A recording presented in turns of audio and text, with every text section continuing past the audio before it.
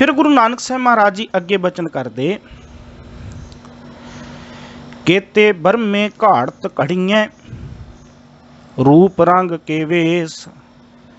कहते ब्रह्मे भी कई पैदा किए ने, घाड़त घड़ियां भी पैदा किए जा रहे ने, ब्रह्मा वर्गे कई होर ब्रह्मा भी पैदा किए जा रहे ने।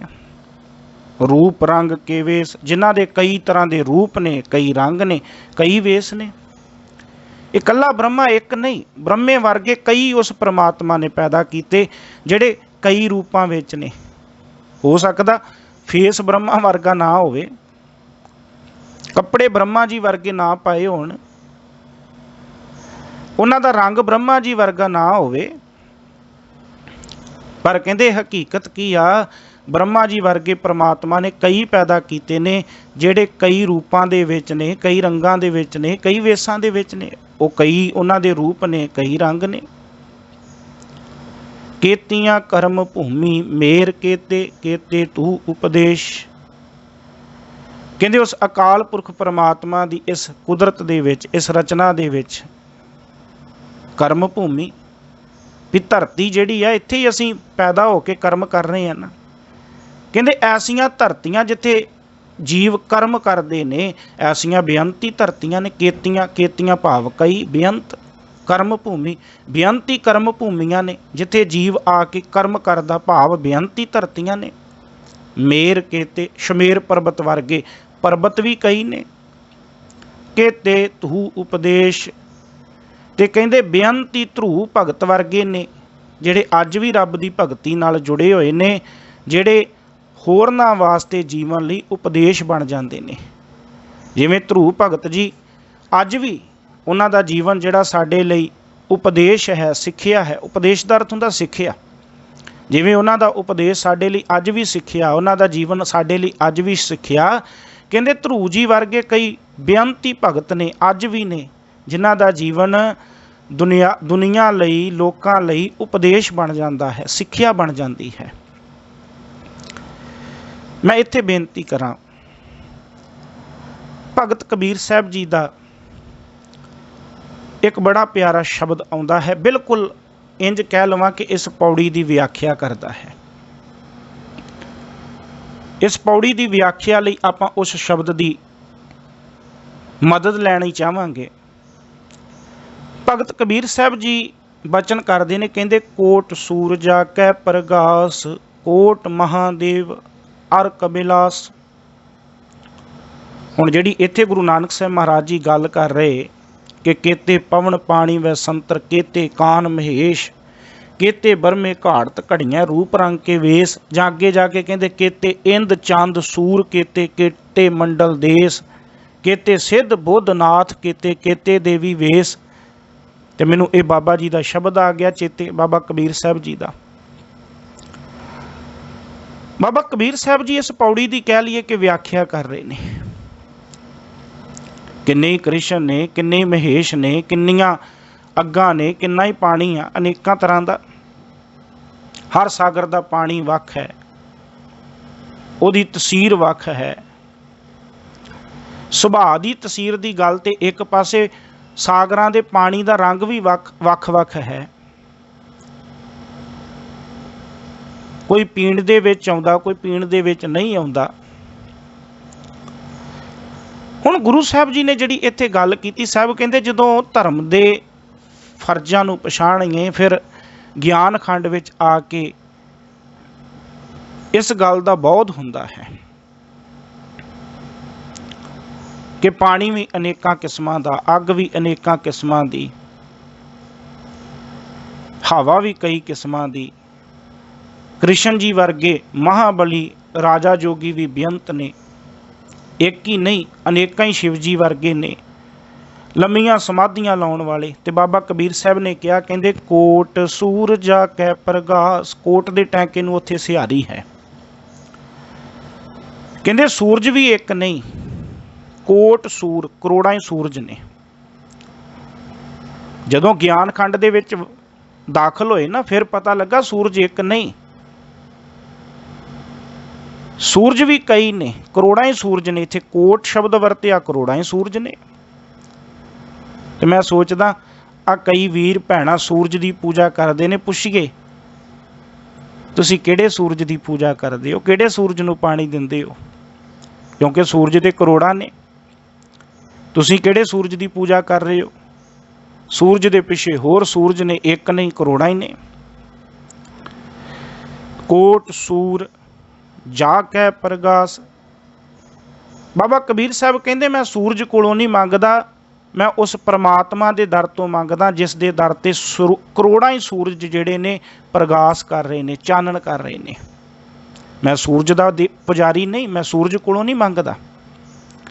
ਮੈਨੂੰ ਇਹ ਗਿਆਨ ਹੋ ਗਿਆ ਹੈ, ਮੈਂ ਗਿਆਨ ਖੰਡੀ ਬਣ ਗਿਆ। ਬਾਬਾ ਕਬੀਰ ਸਾਹਿਬ ਕਹਿੰਦੇ ਮੈਂ ਗਿਆਨ ਦਾ ਧਾਰਨੀ ਬਣ ਗਿਆ, ਇਸ ਕਰਕੇ ਮੈਂ ਸੂਰਜ ਕੋਲੋਂ ਨਹੀਂ ਮੰਗਦਾ, ਜਾਂ ਮੈਂ ਸੂਰਜ ਦਾ ਉਪਾਸ਼ਕ ਨਹੀਂ, ਮੈਂ ਉਸ ਸੂਰਜ ਦੀ ਘਾੜਤ ਘੜਨ ਵਾਲੇ ਪ੍ਰਮਾਤਮਾ ਦਾ ਉਪਾਸ਼ਕ ਹਾਂ। ਮੈਂ ਉਹਦੇ ਦਰ ਤੋਂ ਮੰਗਦਾ ਜਿਹਦੇ ਦਰ ਤੇ ਕਰੋੜਾਂ ਸੂਰਜ ਪ੍ਰਕਾਸ਼ ਕਰਦੇ ਨੇ, ਚਾਨਣ ਕਰਦੇ ਨੇ। ਕੋਟ ਮਹਾਦੇਵ, ਮਹਾਦੇਵ ਦਾ ਅਰਥ ਮਹੇਸ਼, ਮਹੇਸ਼ ਦਾ ਅਰਥ ਸ਼ਿਵ ਜੀ। ਕੋਟ ਮਹਾਦੇਵ ਅਰ ਕਬਿਲਾਸ, ਕਬਿਲਾਸ਼ ਮਤਲਬ ਕੈਲਾਸ਼ ਪਰਬਤ। ਕਹਿੰਦੇ ਸ਼ਿਵ ਜੀ ਵੀ ਇੱਕ ਨਹੀਂ, ਕਰੋੜਾਂ ਹੀ ਸ਼ਿਵ ਜੀ ਨੇ। ਅਰ ਕਬਿਲਾਸ ਤੇ ਕਰੋੜਾਂ ਹੀ ਕੈਲਾਸ਼ ਨੇ। ਦੁਰਗਾ ਕਾ ਕੋਟ ਜਾ ਕੇ ਮਰਦਨ ਕਰੇ। ਮਰਦਨ ਕਹਿੰਦੇ ਨੇ ਚਰਨਾਂ ਨੂੰ ਮਲਣਾ, ਚਰਨਾਂ ਦੀ ਮਾਲਿਸ਼ ਕਰਨੀ ਕਹਿ ਲਓ। ਕਹਿੰਦੇ ਦੁਰਗਾ ਵਰਗੀਆਂ ਕਰੋੜਾਂ ਹੀ ਦੇਵੀਆਂ ਨੇ ਜਿਹੜੀਆਂ ਪ੍ਰਮਾਤਮਾ ਦੇ ਚਰਨਾਂ ਦੀ ਸੇਵਾ ਕਰ ਰਹੀਆਂ ਨੇ। ਬ੍ਰਹਮਾ ਕੋਟ ਵੇਦ ਉਚਰੈ। ਆਪਾਂ ਸੋਚਿਆ ਬ੍ਰਹਮਾ ਇੱਕ ਹੀ ਆ, ਇਸੇ ਕਰਕੇ ਲੋਕਾਂ ਨੇ ਕਹਿਤਾ ਜੀ ਬ੍ਰਹਮਾ ਸੰਸਾਰ ਨੂੰ ਪੈਦਾ ਕਰਨ ਵਾਲਾ। ਤੇ ਬਾਬਾ ਜੀ ਕੀ ਕਹਿੰਦੇ? ਕਹਿੰਦੇ ਕੋਟ ਬ੍ਰਹਮਾ ਨੇ, ਕਰੋੜਾਂ ਹੀ ਬ੍ਰਹਮਾ ਨੇ। ਵੇਦ ਉਚਰੈ, ਜਿਨ੍ਹਾਂ ਨੇ ਵੇਦਾਂ ਦਾ ਉਚਾਰਨ ਕੀਤਾ ਤੇ ਅੱਜ ਵੀ ਵੇਦ ਉਚਾਰ ਰਹੇ ਨੇ, ਕਰੋੜਾਂ ਹੀ ਬ੍ਰਹਮਾ ਨੇ। ਜਿਹੜਾ ਮਨੁੱਖ, ਬ੍ਰਹਮਾ ਦਾ ਸੁਭਾਅ ਕੀ ਆ? ਬ੍ਰਹਮਾ ਦਾ ਮਤਲਬ ਕੀ ਆ? ਬ੍ਰਹਮਾ ਦਾ ਮਤਲਬ ਹੈ ਕਿ ਜਿਹੜਾ ਮਨੁੱਖ, ਬ੍ਰਹਮਾ ਦਾ ਮਤਲਬ ਹੈ ਕਿ ਜਿਹੜਾ ਕੋਈ ਘਾੜਤ ਘੜ ਰਿਹਾ, ਜਿਹੜਾ ਘਾੜਤ ਘੜ ਰਿਹਾ, ਇਹਦਾ ਮਤਲਬ ਬ੍ਰਹਮਾ। ਤਾਂ ਹੀ ਬ੍ਰਹਮਾ ਜੀ ਨੂੰ ਇਹ ਕਿਹਾ ਗਿਆ ਨਾ ਕਿ ਉਹ ਸੰਸਾਰ ਦੀ ਘਾੜਤ ਘੜਨ ਵਾਲਾ, ਸੰਸਾਰ ਨੂੰ ਪੈਦਾ ਕਰਨ ਵਾਲਾ। ਤੇ ਜਿਹੜਾ ਮਨੁੱਖ ਆਪਣੇ ਜੀਵਨ ਦੇ ਵਿੱਚ ਕੁਝ ਨਵਾਂ ਪੈਦਾ ਕਰ ਰਿਹਾ, ਚੰਗਾ ਪੈਦਾ ਕਰ ਰਿਹਾ, ਜਿਹੜਾ ਕਿਸੇ ਦੀ ਘਾੜਤ ਸੋਹਣੀ ਬਣਾ ਰਿਹਾ, ਇਹਦਾ ਮਤਲਬ ਉਹ ਬ੍ਰਹਮਾ ਹੀ ਆ, ਉਹਦੇ ਅੰਦਰ ਬ੍ਰਹਮਾ ਹੀ ਵਸ ਰਿਹਾ। ਤੇ ਸਾਹਿਬ ਕਹਿੰਦੇ ਇਹਦਾ ਮਤਲਬ ਬ੍ਰਹਮਾ ਜੀ ਵਰਗੇ ਕਰੋੜਾਂ ਹੀ ਬ੍ਰਹਮਾ ਨੇ। ਵੇਦ ਉਚਰੈ, ਜਿਹੜੇ ਅੱਜ ਵੀ ਆਪਣੇ ਗਿਆਨ ਦੇ ਰਾਹੀਂ ਦੂਸਰਿਆਂ ਦੇ ਜੀਵਨ ਨੂੰ ਉਜਾਲਾ ਦਿੰਦੇ ਨੇ। ਜੋ ਜਾਚੈ ਤਉ ਕੇਵਲ ਰਾਮ। ਕਹਿੰਦੇ ਜਦੋਂ ਵੀ ਮੈਂ ਮੰਗਦਾ ਸਿਰਫ ਉਸ ਰੱਬ ਦੇ ਦਰ ਤੋਂ ਮੰਗਦਾ ਜਿਹੜੇ ਬ੍ਰਹਮਾ ਜੀ ਵਰਗਿਆਂ ਨੂੰ, ਦੁਰਗਾ ਵਰਗੀਆਂ ਨੂੰ, ਫਿਰ ਉਹਦੇ ਤੋਂ ਬਾਅਦ ਕਰੋੜਾਂ ਸੂਰਜਾਂ ਨੂੰ, ਸ਼ਿਵਜੀਆਂ ਨੂੰ, ਕੈਲਾਸ਼ ਪਰਬਤਾਂ ਨੂੰ ਪੈਦਾ ਕਰਨ ਵਾਲਾ। ਕਹਿੰਦੇ ਜੋ ਜਾਚੋਂ, ਜਦੋਂ ਵੀ ਮੈਂ ਮੰਗਦਾ ਹਾਂ ਤਾਂ ਉਹ ਕੇਵਲ ਰਾਮ, ਕੇਵਲ ਪ੍ਰਮਾਤਮਾ ਰਮੇ ਹੋਏ ਦੇ ਦਰ ਤੋਂ ਮੰਗਦਾ। ਆਨ ਦੇਵ ਸਿਉ ਨਾਹੀ ਕਾਮ। ਕਿੱਡੀ ਵੱਡੀ ਗੱਲ, ਇਹ ਗਿਆਨ ਦੀ ਗੱਲ ਆ। ਜਦੋਂ ਗਿਆਨ ਆਇਆ, ਜਦੋਂ ਤੱਕ ਗਿਆਨ ਨਹੀਂ ਸੀ, ਮਾਫ ਕਰਿਓ, ਜਦੋਂ ਤੱਕ ਗਿਆਨ ਨਹੀਂ ਸੀ, ਬੰਦੇ ਨੇ ਸੱਪਾਂ ਦੇ ਅੱਗੇ ਨੱਕ ਰਗੜ ਰਗੜ ਕੇ ਵੀ ਸੱਪਾਂ ਕੋਲੋਂ ਮੰਗਿਆ। ਜਿਹੜਾ ਆਪ ਵਿਚਾਰਾ ਆਪਣਾ ਸਰੀਰ ਘਸੀਟ ਕੇ ਤੁਰਦਾ ਹੋਵੇ, ਉਹ ਸਾਡਾ ਕੀ ਸਵਾਰ ਸਕਦਾ ਹੈ? ਪੱਥਰਾਂ ਦੇ ਅੱਗੋਂ ਮੰਗਿਆ। ਜਿਹੜਾ ਇੱਕ ਥਾਂ ਤੇ ਸਥਾਪਨ ਹੋ ਗਿਆ, ਉਹ ਸਾਨੂੰ ਕੀ ਦੇ ਸਕਦਾ ਜਿਹੜਾ ਆਪ ਹਿੱਲ ਜੁਲ ਨਹੀਂ ਸਕਦਾ? ਇਸੇ ਕਰਕੇ ਬਾਬਾ ਕਬੀਰ ਸਾਹਿਬ ਕਹਿੰਦੇ ਜਦੋਂ ਜੀਵਨ ਵਿੱਚ ਗਿਆਨ ਆ ਗਿਆ, ਫਿਰ ਮੈਂ ਕੇਵਲ ਪਰਮਾਤਮਾ ਦੇ ਦਰ ਤੋਂ ਮੰਗਦਾ। ਆਨ ਦੇਵ ਸਿਉ ਨਾਹੀ ਕਾਮ। ਮੈਨੂੰ ਹੋਰ ਕਿਸੇ ਦੇਵਤੇ ਨਾਲ ਕੋਈ ਕੰਮ ਹੀ ਨਹੀਂ, ਗਰਜ ਹੀ ਨਹੀਂ, ਮੈਨੂੰ ਕਿਸੇ ਹੋਰ ਦੇਵਤੇ ਦੀ ਲੋੜ ਹੀ ਨਹੀਂ। ਕੋਟ ਚੰਦਰਮੇ ਕਰੈ ਚਿਰਾਕ। ਕਹਿੰਦੇ ਮੈਂ ਉਸ ਪਰਮਾਤਮਾ ਦੇ ਦਰ ਦਾ ਸੇਵਕ ਹਾਂ, ਉਹ ਦਰ ਤੋਂ ਮੰਗਦਾ ਜਿਸ ਦੇ ਦਰ ਤੇ ਇੱਕ ਨਹੀਂ ਕਰੋੜਾਂ ਚੰਦਰਮਾ ਰੋਸ਼ਨੀ ਕਰਦੇ ਨੇ। ਕੋਟ ਚੰਦਰਮਾ ਕਰੈ ਚਿਰਾਕ, ਰੋਸ਼ਨੀ ਕਰ ਰਹੇ ਨੇ। ਚਿਰਾਕ ਮਤਲਬ ਰੋਸ਼ਨੀ। ਸੁਰ 3300 ਜੇ ਮਹਿ ਪਾਕ। ਜਿਹਦੇ ਦਰ ਤੇ 33 ਕਰੋੜ ਦੇਵੀ ਦੇਵਤੇ ਭੋਜਨ ਛਕਦੇ ਪਏ ਨੇ, ਇੱਕ ਅੱਧਾ ਕਿਤੇ। ਨਵ ਗ੍ਰਹਿ ਕੋਟ ਠਾਡੇ ਦਰਬਾਰ। ਲੋਕ 9 ਗ੍ਰਹਿਾਂ ਪਿੱਛੇ ਭੱਜੀ ਫਿਰਦੇ, ਡਰੀ ਫਿਰਦੇ। ਆਹ ਗ੍ਰਹਿ ਭਾਰੂ ਬਣ ਗਿਆ, ਉਹ ਗ੍ਰਹਿ ਭਾਰੂ ਬਣ ਗਿਆ। ਇਹਨਾਂ ਗ੍ਰਹਿਾਂ ਦੀ ਵਿਸ਼ੇਸ਼ ਤੌਰ ਤੇ ਪੂਜਾ ਕਰਦੇ ਫਿਰਦੇ ਨੇ ਕਿ ਜਦ ਕਿਸੇ ਦਾ ਦਿਨ ਚੰਗਾ ਨਾ ਹੋਵੇ ਨਾ, ਜਾਂ ਕੰਮ ਧੰਦੇ ਦੇ ਵਿੱਚ ਕੋਈ ਘਾਟਾ ਪੈ ਜਾਏ, ਕੋਈ ਜੀਵਨ ਦੇ ਵਿੱਚ ਬਿਮਾਰੀ ਆ ਜਾਏ, ਕੋਈ ਘਟਨਾ ਵਾਪਰ ਜਾਏ, ਤਾਂ ਅਕਸਰ ਕਿਹਾ ਜਾਂਦਾ ਜੀ ਇਹਦੇ ਗ੍ਰਹਿ ਨਹੀਂ ਠੀਕ ਚੱਲ ਰਹੇ, ਇਹਦੇ ਗ੍ਰਹਿਾਂ ਦੀ ਚਾਲ ਨਹੀਂ ਠੀਕ ਮੰਨਿਆ ਜਾਂਦਾ।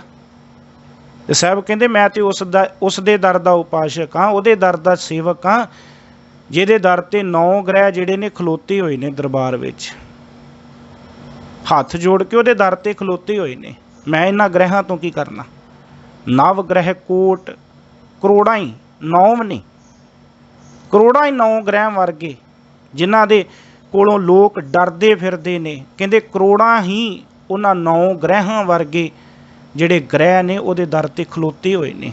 ਧਰਮ ਕੋਟ ਜਾ ਕੇ ਪ੍ਰਤਿਹਾਰ, ਕਰੋੜਾਂ ਹੀ ਧਰਮਰਾਜ ਉਹਦੇ ਦਰਬਾਨ ਨੇ।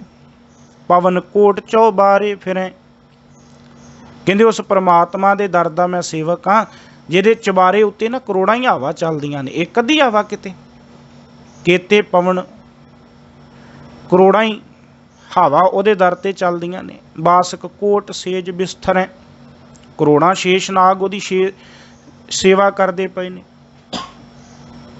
ਸਮੁੰਦ ਕੋਟ ਜਾ ਕੇ ਪਾਣੀ ਹਾਰ, ਕਰੋੜਾਂ ਸਮੁੰਦਰ ਉਹ ਪ੍ਰਮਾਤਮਾ ਦਾ ਪਾਣੀ ਭਰਨ ਵਾਲੇ ਨੇ। ਰੋਮਾਵਲ ਕੋਟ 18 ਭਾਰ, ਬਨਸਪਤੀ ਦੇ ਕਰੋੜਾਂ ਹੀ 18 ਭਾਰ, ਜਿਸ ਦੇ ਜਿਸਮ ਦੇ ਮਾਨੋ ਰੋਮ ਨੇ, ਸਰੀਰ ਦੇ ਰੋਮ ਨੇ। ਆ ਸਾਰੀ ਬਨਸਪਤੀ ਉਹਦੇ ਸਰੀਰ ਦਾ ਰੋਮ ਆ। ਕੋਟ ਕਮੇਰ ਭਰੈ ਭੰਡਾਰ, ਕਹਿੰਦੇ ਜਿਸ ਦੇ ਖਜ਼ਾਨੇ ਕਰੋੜਾਂ ਹੀ ਕੁਬੇਰ ਦੇਵਤੇ ਭਰਦੇ ਨੇ। ਕੋਟ ਕਮੇਰ, ਕਮੇਰ ਕਿਹਾ ਜਾਂਦਾ ਧਨ ਦਾ ਦੇਵਤਾ। ਕਹਿੰਦੇ ਉਹਦੇ ਦਰ ਤੇ ਆ ਧਨ ਦੇ ਦੇਵਤੇ ਜਿਹੜੇ ਕੁਮੇਰ ਮੰਨੇ ਜਾਂਦੇ ਨੇ, ਲੋਕ ਇਹਨਾਂ ਦੀ ਸੇਵਾ ਕਰਦੇ ਨੇ, ਉਹ ਪ੍ਰਮਾਤਮਾ ਦੇ ਦਰ ਦੇ ਭੰਡਾਰੇ ਭਰਦੇ ਪਏ ਨੇ। ਕੋਟਿਕ ਲక్ష్ਮੀ ਕਰੈ ਸ਼ਿੰਗਾਰ, ਉਹਦੇ ਦਰ ਤੇ ਕਰੋੜਾਂ ਹੀ ਲక్ష్ਮੀਆਂ ਸ਼ਿੰਗਾਰ ਕਰ ਰਹੀਆਂ ਨੇ। ਕੋਟਕ ਪਾਪ ਪੁੰਨ ਬਹੁ ਹਿਰੈ, ਕਹਿੰਦੇ ਕਰੋੜਾਂ ਹੀ ਪਾਪ ਤੇ ਪੁੰਨ ਜਿਸ ਵੱਲ ਤੱਕ ਰਹੇ ਨੇ, ਭਾਵ ਕਿ ਇਹ ਆਗਿਆ ਕਰੇ ਸਾਨੂੰ ਤੇ ਅਸੀਂ ਇਸ ਪ੍ਰਮਾਤਮਾ ਦੀ ਆਗਿਆ ਦੇ ਵਿੱਚ ਕਿਸੇ ਤੇ ਪ੍ਰਭਾਵ ਬਣਾਈਏ। ਕੋਟ ਇੰਦਰ ਕੋਟ ਜਾ ਕੇ ਸੇਵਾ ਕਰੇ, ਇੱਕ ਅੱਧਾ ਇੰਦਰ, ਕਹਿੰਦੇ ਕਰੋੜਾਂ ਹੀ ਇੰਦਰ ਉਹ ਪ੍ਰਮਾਤਮਾ ਦੀ ਸੇਵਾ ਕਰ ਰਹੇ ਨੇ। ਲੋਕ ਇੰਦਰ ਦੇ ਸੇਵਕ ਬਣ ਗਏ ਤੇ ਬਾਬਾ ਕਬੀਰ ਸਾਹਿਬ ਕਹਿੰਦੇ ਕਰੋੜਾਂ ਇੰਦਰ ਵਰਗੇ, ਇੰਦਰ ਹੀ ਨਹੀਂ ਕਰੋੜਾਂ ਇੰਦਰ ਵਰਗੇ ਉਹ ਪ੍ਰਮਾਤਮਾ ਦੀ ਸੇਵਾ ਕਰ ਰਹੇ ਨੇ। ਫਿਰ